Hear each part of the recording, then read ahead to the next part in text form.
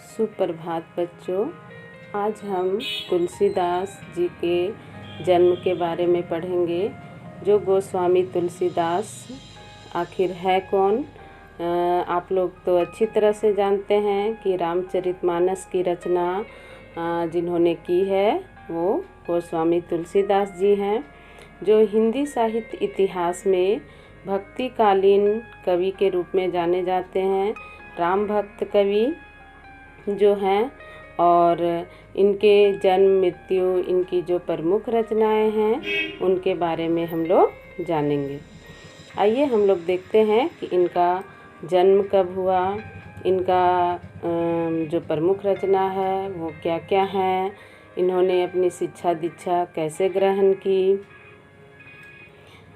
गोस्वामी तुलसीदास जी का जन्म 1532 ईस्वी में बांदा जिले में हुआ था, लेकिन कुछ लोगों का मानना है कि इनका जन्म एटा जिले के सोरो ग्राम में हुआ था।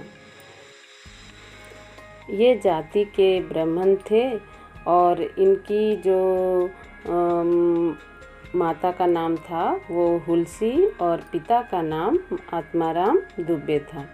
ये ब्राह्मण जाति के होने के कारण ये ऐसे मानना है लोगों का कि ये ऐसे नक्षत्र में पैदा हुए थे जिसके कारण इनके माता पिता ने इन्हें त्याग दिया, जिसके कारण इनका जो बचपन था वह बहुत ही कठिनाइयों में गुजरा। और ये बाद में नरहरि दास के ये शिष्य बने। गुरु के साथ ये काशी में रहे और उन्हीं के साथ रहकर इन्होंने विद्वान महात्मा से सनातन लोगों से इनकी शिक्षा प्राप्त हुई। बाद में ये तुलसीदास जी का विवाह दीनबंधु पाठक की पुत्री रत्नावली से इनका विवाह कराया गया। पत्नी द्वारा दुत्कारे जाने के कारण ये वैराग्य जीवन को अपना लिए और ये चित्रकूट, काशी और अयोध्या में जाकर रचनाएं करने लगे। काशी के 80 घाट पर सन 1623 ईस्वी में इन्होंने रचनाएं की और सन 1623 ईस्वी में इनकी मृत्यु हो गई। तुलसीदास जी की जो प्रमुख रचनाएं हैं वो इस प्रकार हैं: रामचरितमानस, कवितावली, गीतावली, दोहावली, कृष्ण गीतावली, विनय पत्रिका इत्यादि। तुलसीदास की जो प्रमुख रचना है वो रामचरितमानस, वह उसकी भाषा शैली अवधी में है, और विनय पत्रिका तथा कवितावाली की रचना जो है वह ब्रज भाषा में की गई है। उनकी जो भाषा शैली रही है वह अवधी और ब्रज दोनों भाषाओं पर उन्होंने रचनाएं की हैं। और इस प्रकार से हम देखते हैं कि तुलसीदास जी का जीवन बहुत ही कठिनाइयों से गुजरा। तो आइए बच्चों, तुलसीदास द्वारा रचित रामचरितमानस के बालकांड से लिए गए कुछ अंश को पढ़ते हैं, जिसमें सीता स्वयंवर में राम द्वारा शिव धनुष भंग के बाद मुनि परशुराम जब यह समाचार को सुनते हैं कि शिव धनुष तोड़ा गया है तो वह क्रोधित होकर वहां आते हैं और शिव धनुष को टूटा हुआ देखकर वह बहुत ही अधिक क्रोधित हो जाते हैं और क्रोधित होते हैं और वह कहते हैं, नाथ शंभु धुन भजन निहारा, होहि कोई एक दास तुम्हारा। आयसु काह कहिए किन मोही, सुनी रिसाय बोले मुनि कोहि। जब मुनि परशुराम बहुत अधिक क्रोधित हो जाते हैं और शिव धनुष को टूटा हुआ देखते हैं तो उसमें सभी भयभीत हो जाते हैं सभा में। तब सभी लोगों को भयभीत देखकर श्री राम कहते हैं, हे नाथ, शिव जी के धनुष को तोड़ने वाला आपका ही कोई दास होगा। वह धनुष को मैंने ही तोड़ा है। कहिए मेरे लिए आपकी क्या आज्ञा है। और मुझसे कहिए आयसु का कहिए किन मोही। आप मुझसे कहिए सुनी रिसाई बोले मुनि कोही। और इस तरह से श्री राम के बात को सुनकर मुनि है सो क्रोधित हो जाते हैं और कहते हैं सेवकु सो जो करे सेवकाई, अरि करनी करी करिए लड़ाई।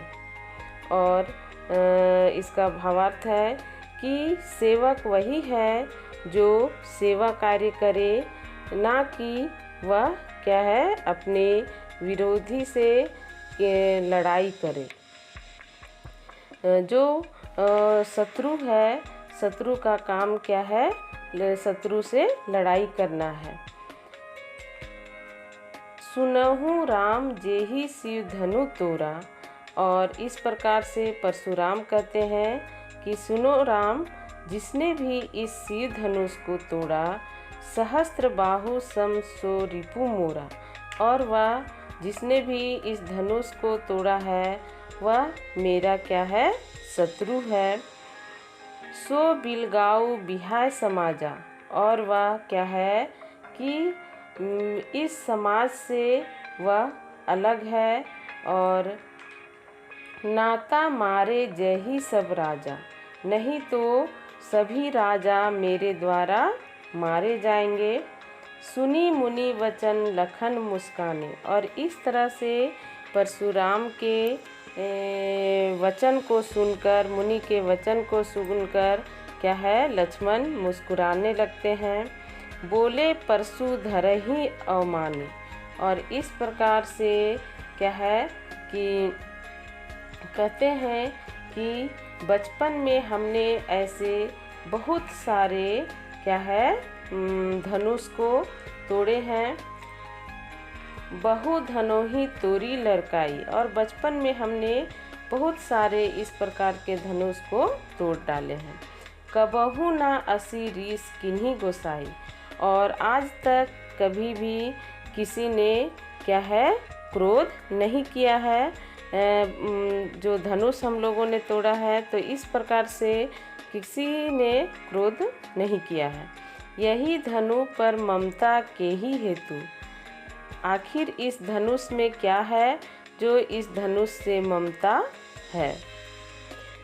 यह सुनकर भृगुवंशी परशुराम जी क्रोधित होकर कहते हैं, रे नृप बालक काल बस बोलत तो ही ना संभार। और इस प्रकार से कहते हैं कि अरे राजपुत्र, तुम काल के वश में होने के कारण तुम ये सब बोल रहे हो। धनु ही सम त्रिपुरारी धुन विदित सकल संसारा। और इस प्रकार से कहते हैं कि इस सारे संसार में जो विख्यात है शिव जी का धनुष त्रिपुरारी धनु, जिसमें कि जो शिव धनुष है वह पूरे संसार में विख्यात है, उसके बारे में तुम ये और धनुषों से तुम उसकी तुलना कर रहे हो। बच्चों, मुझे उम्मीद है कि आप लोगों ने भावार्थ बहुत अच्छी तरह से समझ लिया होगा। मैं आपको इससे जुड़े हुए, इस भावार्थ से जुड़े हुए कुछ प्रश्न पूछना चाहती हूँ। तुलसीदास की प्रमुख रचनाएं कौन कौन सी हैं?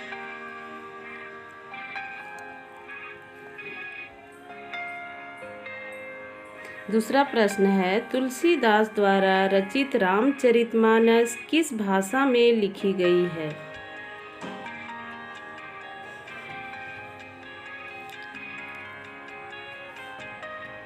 तीसरा प्रश्न है, श्री राम ने परशुराम को क्या उत्तर दिया?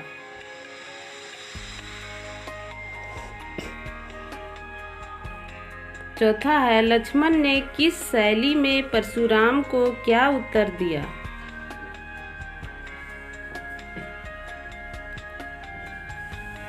बच्चों, अगले वीडियो में हम फिर मिलते हैं।